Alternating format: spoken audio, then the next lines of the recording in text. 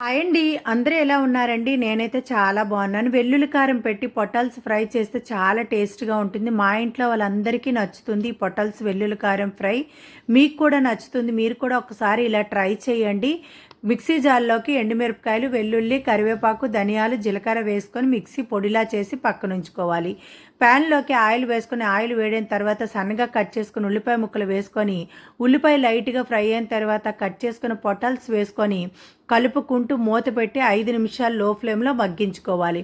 ఇలా మగ్గించుకునేటప్పుడే పొటల్స్ అన్ని ఉడికిపోతుంది. టేస్ట్కి సరిపోయినంత ఉప్పు, కొంచెం పసుపు, కొంచెం కారం, గ్రైండ్ చేసుకున్న వెల్లుల్లి కారం కూడా వేసుకొని లో ఫ్లేమ్లో స్టవ్ పెట్టుకొని కలుపుకుంటూ మరో 5 నిమిషాలు ఫ్రై చేసుకుంటే పొటల్స్ వెల్లుల్లి కారం రెడీ అవుతుందండి. వేడి వేడి అన్నంలో పొటల్స్ వెల్లుల్లి కారం వేసుకొని తింటే చాలా చాలా టేస్ట్‌గా ఉంటుంది. మీరు కూడా ఒకసారి ట్రై చేయండి. మన ఛానల్ చూస్తున్న